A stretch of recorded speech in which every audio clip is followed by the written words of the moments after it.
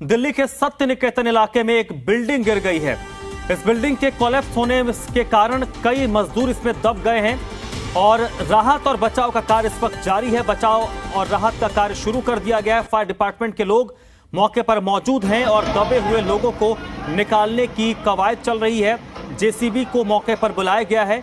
Fire department की गाड़ियां अंदर तक जा नहीं सकती है और क्योंकि ये एक बनी बनाई पुरानी बिल्डिंग थी तो इसके जो स्लैब्स हैं उनको इस वक्त तोड़ा जा रहा है। उन स्लैब्स को तोड़ा जा रहा है। फायर डिपार्टमेंट के लोग ये देखेंगे कि क्या इनको तोड़ा जाए या फिर इनको काट के हटाया जाए। 3 से 4 घंटे कम से कम लगेंगे इस पूरे मलबे को हटाने के लिए। पूरी एग्जैक्ट जानकारी अभी इस पर मिल नहीं पाई है कि कितने फ्लोर का ये बिल्डिंग था। मुकेश राणा, जी मीडिया संवाददाता, इस वक्त मेरे साथ जुड़ चुके हैं। मुकेश, क्या कुछ अपडेट इस वक्त आपके पास है? तकनीकी तौर पर अभी जब थोड़ी देर पहले बात हो रही थी तो फायर डिपार्टमेंट के डायरेक्टर ने कहा कि हम ये देखेंगे कि उसको जो स्लैब्स हैं क्या उनको तोड़ा जाएगा फिर या उनको काट के हटाया जाएगा। जी बिल्कुल, अभी स्वाभाविक तौर पर ये जो अभी काम है वो बहुत तेजी से शुरू किया गया है। जेसीबी मशीन वहां इलाके में पहुंच चुकी है मलबा हटाने के लिए। जो प्रेशर कटर होते हैं, जिससे प्रेशर से जो है क्रैशर होता है जो वो मंगाया गया मौके पर और उसकी मदद से जो भारी लेंटर का जो मलबा है जो काफी बड़े बड़े टुकड़े हैं जिसको किसी तरह से और हटाया नहीं जा सकता तो उसको क्रैशर मशीन से क्रैश किया जाएगा और वहां से तोड़कर जो है रास्ता बनाया जाएगा भीतर जाने का, देखने के लिए कि कितने लोग उसमें दबे हुए हैं और अगर वहां से छोटे छोटे टुकड़े करके उसे हटाया जा रहा है। और फिलहाल अभी कुछ देर पहले विजुअल भी जो है हमारे पास आए हैं जो कि जिसमें सबसे पहले हम विजुअल दिखाएंगे जी के दर्शकों को कि किस तरीके से वहां से मलबा हटाया जा रहा है और क्रैशर मशीन के द्वारा मदद ली जा रही है उससे। जी क्या इस दौरान जो लोग वहां पर आसपास हैं वो बातचीत करने की कोशिश कर रहे हैं? किस तरीके की बिल्डिंग से आवाज आ रही है? क्योंकि जो लोग दबे होंगे अगर वो बेहोश ना हुए हों तो वो चीख चिल्ला भी रहे होंगे, मदद की गुहार भी लगा रहे होंगे। ऐसी कोई जानकारी आपके पास?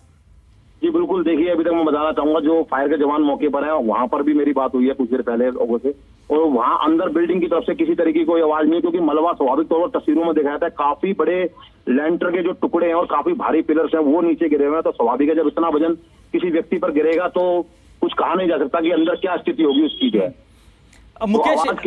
मुकेश, इस बात की आशंका लोगों के जहन में आ रही है कि जो तस्वीरें हैं और जो अपडेट लगातार हमारे पास आ रहा है कि ये कहीं एक बड़ी घटना ना हो जाए, कोई बड़ी जनहानि यहां ना हो जाए।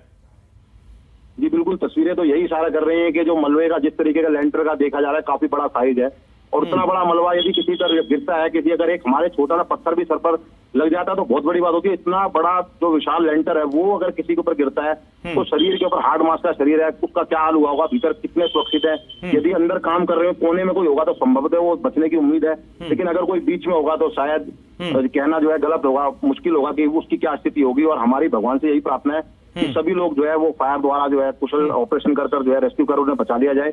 लेकिन फिलहाल कुछ कहा नहीं जा सकता कि क्या होगा और तकरीबन इस पूरे ऑपरेशन को 3 से 4 घंटे लग सकते हैं पूरा होने में, जिसके बाद तस्वीर साफ हो पाएगी कि कितने लोग भीतर दबे हैं और कितने लोग सुरक्षित निकले हैं बाहर से। जी, कितने लोग इस काम राहत और बचाव के कार्य में लगे हैं? कोई जानकारी अभी तक मिल पाई है? तकरीबन इस काम के भीतर अभी जो है वो तकरीबन जो है 3 से 4 दर्जन जो लोग हैं, तकरीबन यानी कि 50 लोग तकरीबन इसमें मौजूद हैं मलबे को हटाने के लिए। और प्राइवेट जो जेसीबी और जो क्रैशर के जो कार्यकर्ता वो अलग जो लोग हैं वो भी साथ में अलग हैं। जी, 8 दमकल की गाड़ियां वहां पर गई थी जो थोड़ी देर पहले फायर डिपार्टमेंट डायरेक्टर बता रहे थे। जो तस्वीरें हमारे पास कुछ आई हैं उनमें फायर डिपार्टमेंट की गाड़ियां नजर नहीं आ रही है, मतलब कि वहां तक वो फायर डिपार्टमेंट की गाड़ियां पहुंच नहीं पा रही हैं।